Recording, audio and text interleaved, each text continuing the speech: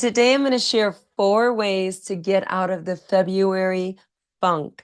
It is not just you. If you're feeling lower energy, if you're feeling like your students have lower energy, there is a reason for that. There's been less sensory stimulation because we've been cooped up inside, and nature really brings to life our senses. So, what we want to do is we want to bring some more sensory experiences inside to stimulate ourselves, to stimulate the children, to bring them back to life, to get the energy levels up, to get the engagement up, to get the dopamine levels up. So, I'm going to share with you today 4 ways that you can do that. Before we dive in, I just wanted to apologize. My voice is very raspy today, and that's because last week I came down with the type A influenza. I'm feeling better today, but one of the residual side effects is my voice sounds pretty froggy. I apologize for my froggy voice. I promise you that the content is going to be great. I'm all in on this episode, and I'm doing this for myself, but I'm doing this for you too. These strategies are tried and true in my clinical experience. They're really going to help you out. So the first thing I'm going to recommend is a sunlight lamp. Now, the one I'm going to recommend for you is very dim. It's very soft. It's not like one of those headlights, medical grade lights that are into some individuals. The one I'm going to recommend is called the RSC Cleaner Light Therapy Lamp. I'm going to show you on the YouTube clip. This is it right here. Now, it's a little $39.99 globe, and I think it's been made by a 3D printer. That's what it looks like. And I call it either my Frozen Elsa lamp. I call it my Disney magic ball. I've called it a moon lamp. I've called it a Harry Potter magic lamp. I call it many different names depending on the child when they enter into the magic toy room, which is what my speech therapy room is. I've purchased 2 of these lights, and these lights are at 10,000 lux, which is a great light for sunlight. However, because they are so soft and you can have them in a rose-colored tone, a golden tone, or a white tone like you see right here in the YouTube clip, they really are calming. So the children really love these globes. I purchased 2 of them for my therapy room. And because of the increase in sunlight, you're going to get an increase in dopamine levels, and it's going to help regulate their circadian rhythm, which keeps them awake during the daytime, even though there's less sunlight outside. So I love these. I highly recommend them. The name of them, once again, that I use is the RSC Cleaner, which is one word, light therapy lamp. I got it from Amazon. I'm in no way affiliated with them. I'm just telling you the ones I like. And this is $39.99. I purchased 2 for my therapy room. The kiddos love them. I hate fluorescent light myself, and there is some research to indicate that fluorescent light is upsetting for children with autism and for those that are sensory sensitive. So I try to keep the fluorescent lights off as much as possible. The research indicates they simply are just not good for kids that have sensory sensitivities.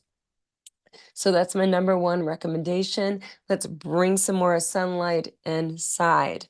Now, the Mayo Clinic has a note about these sunlight lights, and they say that you have to be careful with them for individuals who are bipolar, because if they have prolonged exposure to these lights, it could provoke a manic episode. I just wanted to share that with you. Normally, my therapy sessions run between 15 to 30 minutes in length. And many professionals say 30 minutes of length in this sunlight type of light is a great amount of exposure for children. So that is my first recommendation. Of course, refer to your medical professionals that you work with at your setting. However, like I said, this light here is very dim. Even though it says it's a 10,000 lux, because of the shade on it, it's extremely dim. I think it's very, very safe, generally speaking. However, consult your medical professional. Number 2, what else are we going to do to increase the sensory stimulation activities because they are not outside with nature because it's so cold outside and they've been more sedentary and more cooped up on the inside? And that is what I like to do is simply take Rubbermaid containers and I like to fill them with different textures. So I'm going to give you a laundry list of items, and there's more that I'm not thinking of as I'm going through them right now, that I've put in simple plastic Rubbermaid containers that are the size of shoe boxes. And what I do with those containers is in my task-oriented movement therapy activities, I always, always, always use the stickers that have the word in bold print in the picture. Now, I always use these with all of my task-oriented movement therapy activities because it is very important for children with autism. It's important for them for their language development expressively and also for their language comprehension. So there is research that indicates that children who are minimally speaking really are benefiting, improving their language comprehension and their expression by having the printed word and the picture married with the object. So every single task-oriented movement therapy activity I do, I have these stickers. And these are my SIS membership, and I myself am a SIS member, and I use these every single week. I have 2 of these activities. So I will take these stickers that have the word and bold Cocoa Puff print on them, that have the picture, and I match them to the object. And I hide them inside of these Rubbermaid sensory bins. So what do I put inside of these Rubbermaid sensory bins? Here's a laundry list of ideas: cotton balls, paper clips, coffee beans, rice, confetti, sand, pebbles, rubber erasers, pine cones, feathers, artificial flowers, foam peanuts, noodles, Play-Doh, lentils, broken crayons, rice, clothespins, poker chips. So I put anything you can think of in these bins. What I do is I'll take the sticker that has the printed word and the picture of the object that we're playing with in that movement activity, and I hide it inside of these bins. The children dig through the bins, they find the sticker. It's really exciting and fun for them. They're having a variety of sensory experiences, being they're not getting that because they're not going outside in nature over the winter too much. And then they pick out their sticker, then they go and they find the object and they complete their task-oriented movement therapy activity. So it's simply a Rubbermaid container with filled with something special inside for them to rummage through. Now, what I do is I take that object and I put it in a Ziploc bag and I get to use it over and over again. The cotton balls, the rubber erasers, whatever it is, whatever texture the children are going to explore through and feel. So that's my second tip for bringing the children to life when we're having the February funk. So remember, what we want to do is we want to dial up the sensory stimulation. And the first way we did that was visually by having our sunlight lamps. Now remember, the sunlight lamp that I recommended, it's not medical grade. It's very dim. If you buy it yourself, you're going to see it's very light on the eyes. Of course, you're going to have to consult your own medical professional, but it's been a really nice addition for my therapy rooms. I use 2.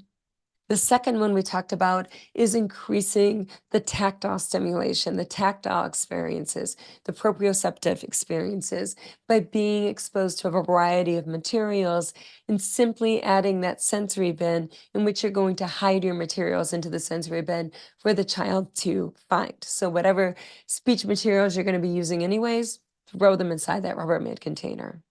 The third way that we're going to get out of that February funk, this is water play. I'm gonna give you some ideas of what we can do with water. One thing I like to do is take animals and I like to freeze them in a bowl of water. And the children chip away at that bowl of water and they save the animals by taking the animals outside of the bowl of the water. So it could be animals, it could be people, it could be vehicles. You can hide jewels, you can hide anything in a bowl frozen in water and have a lot of fun in melting that ice. I use tools such as a plastic hammer. A second thing we can do for water play to increase that sensory stimulation during the February funk month is we can use spray bottles with water. So I'll just take a water bottle, put it with spray, and you can do so many different things with that. You can make it rain, you can wash animals, you can spray even these plastic stickers, you can make them wet. It just adds another sensory component to the experience. When you're using a spray bottle like this, I do like to limit the sprays to 3 sprays because otherwise you have a child that can go rogue with you on a spray bottle and you're chasing them around the room trying to get it out of their hands as they're shooting you and everything in sight with this water bottle. It's just that fun.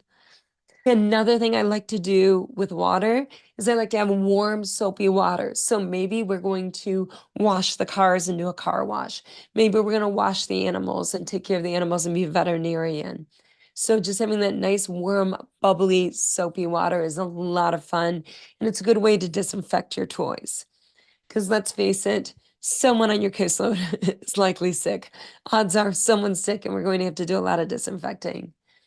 The next thing we can do with water is we can go ahead and we can put paint inside of these spray bottles and we can spray the snow with water and we can make some murals with the snow and go outside and spray with the snow with different colors of water. We can also hide objects inside of a bin of snow. We can hide objects inside of a bin of ice to find, like we talked about our Rubbermaid sensory containers earlier on. We can also do ice fishing, in which we can have snow, and under the snow are hidden animals, in which we're digging in and we're trying to find them with a net and net out the fish. We can also do iceberg on polar animals. So we can take a frozen piece of ice, we can put the polar animals on, and we can see that as it gets warmer, that the iceberg is melting. And when the iceberg melts, the animals have to swim. So the problem is if they don't have an iceberg, then they can't take a break. And how long can someone swim without taking a break? So we can really talk about big issues in terms of global warming and climate change by having a simple iceberg in water and seeing what happens with the polar animals. We can also make snow globes by water bottles. So we can take the plastic water bottles, we can put oil inside, we can put food coloring inside, we can put glitter inside, we can put different objects inside and see whether they float or whether they sink and talk about that. Shake them up, and we can make a wonderful rain stick sound. There's so much we can do with water play, and the water play is going to add this other sensory component. So what we're doing in this February funk, and we do have the February funk. The February funk is real. The February funk is because we're not going outside, we're being more sedentary. We also have less sensory experiences. We're going to turn up the sensory experiences inside to engage these children and to also get their attention and to increase their dopamine levels. It's also going to add novelty to the play. Sensory is very, very powerful. Now, of course, with all of these experiences, children are never forced to engage in sensory experiences. They're simply offered. In the same way, you're not going to force a child to eat a food. You simply offer the item to the child, and when the child is comfortable, they'll interact with this object. Number 4, we're going to talk about, we talked about this 108 in the last episode. We're going to move more. So sedentary is really important. We talked about this in the last episode. Being sedentary really not only impacts, we talked about the child's body, it also impacts the child's brain, it impacts the child's cellular development. So even at the mitochondria level, the cells are more dysfunctioned in individuals who are sedentary or individuals that are engaging in restrictive, repetitive play. It's really important that these children are moving and that these children are engaging in a variety of experiences. It's not only the brain that's impacted, it's not only the body that's impacted. We're talking about the Russian stacking dolls, it's the cells that are impacted. The good news is that what your research has shown is that movement can reverse this damage. What I like, of course, is task-oriented movement therapy activities. They're a very big cut above from other movement activities out there. So sensory integration movement activities, it's not that they're not beneficial, they are beneficial, but they're not going to improve executive function. If you want to improve higher order thinking skills, you're going to want to move to task-oriented movement therapy activities, And you're going to do as I'm doing is incorporate sensory integration as ingredients into the activity. Task-oriented movement therapy activities involves identifying a problem. You're creating a plan, you're taking action, and then you're checking it to completion. This is a higher level movement activity that treats the whole child and that you're improving their executive function skills while you're improving their movement skills, while you're improving their language skills, while you're improving their literacy skills. This is what top shelf intervention looks like. Sensory integration activities in themselves will not accomplish those goals. Aerobic activity in itself will not accomplish that goal. When we create our therapy activities, which is why I'm so proud of what I have in the SIS membership, it's the good stuff. It's educationally rich. By educationally rich, I mean it treats the whole child. It's not just treating motor. It's not just treating language. It's not just treating literacy. It's not just treating sensory. It's not just treating executive function. It's treating all of the above. That's what you want to look for when you look at therapy activities. They're not all created equal.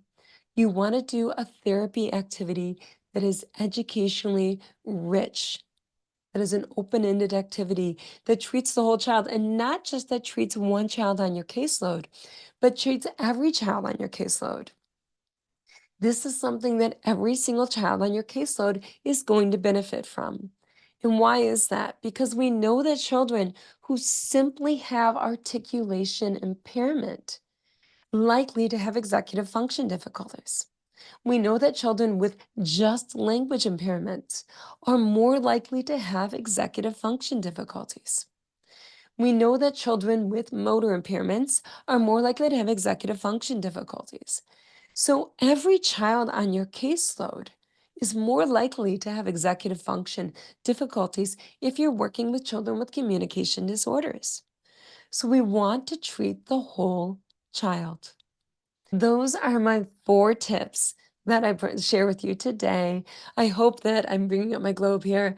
I hope that I brought some sunshine into your therapy rooms by sharing these 4 tips. Try them out. Tell me how they work for you in getting you out of this February funk. I want you to take all of this information, roll up your sleeves, and make the world a better place, one child at a time. You are always going to be first.